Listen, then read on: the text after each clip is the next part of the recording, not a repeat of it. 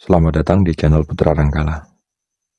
Kali ini saya akan bahas sekilas urgensi atau pentingnya kenapa sih kita harus punya teman, orang dekat, entah itu saudara atau sahabat, kuliah atau di kerjaan, atau teman main. Kita harus punya orang-orang semacam ini. Kali ini saya akan bagikan satu cerita yang semoga saja akan berguna untuk teman-teman semua. Kenapa sih kita itu harus punya teman atau sahabat atau orang dekat, dan pasti orang ini harus orang yang tepat ya. Waktu saya berkuliah, saya nggak terlalu ngurusin, saya nggak punya teman nggak masalah, saya nggak punya sahabat, saya nggak punya relasi, saya nggak masalah pada awalnya. Sampai suatu ketika ada satu teman, sebut saja namanya Alex. Dari pertama dia nongol di depan saya, ini orang kayak ada yang beda gitu.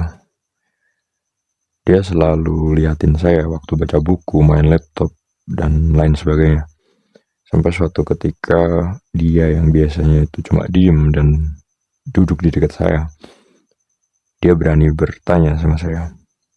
Kira-kira seperti ini. Lu kenapa sih? Kenapa lu gak berbaur sama anak-anak? Kenapa lu gak nongkrong di kafe? Lu gak ngegame, mabar sama anak-anak? Kenapa sih? Dan di pikiran saya waktu itu ya saya jawab aja apa adanya. Ya karena menurut saya semua itu nggak penting. Yang penting di sini saya kuliah, belajar, ada tugas saya kerjain. Kalau saya tertarik ke organisasi, saya ke organisasi. Kalau udah ya udah pulang. Dia banyak pasif dalam pertemanan kita dari awal sampai suatu ketika dia memutuskan untuk DO dari kampus. Dan setelah kita sekian tahun ya, 2-3 tahun berteman gitu, sebenarnya si Alex ini termasuk anak yang jenius menurut saya. Dan benar, kenapa dia DO? Dia memutuskan untuk merintis bisnisnya. Waktu itu kebetulan dia memang ambil beasiswa di jurusan ekonomi, lebih tepatnya ke bisnis gitu ya. Dan memang dia passion di situ. Dan entah kenapa dia ajak saya untuk DO gitu, dan bersama-sama mulai bisnis.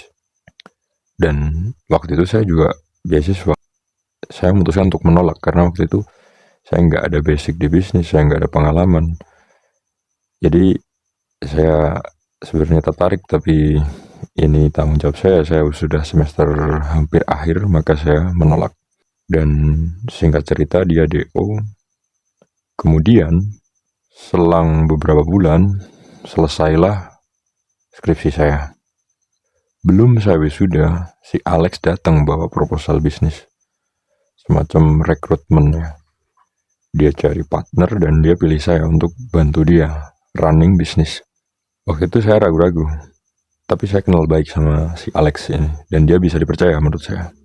Singkat cerita saya tanya-tanya ke dia, apa lu yakin lu aja gua gak ada pengalaman, gua gak ada portofolio, gua gak ada latar belakang di bisnis, keluarga gua gak ada yang usaha, bokap gua tentara, nyokap gua guru gitu, jadi gua gak ada basic usaha atau bisnis, apa lu yakin?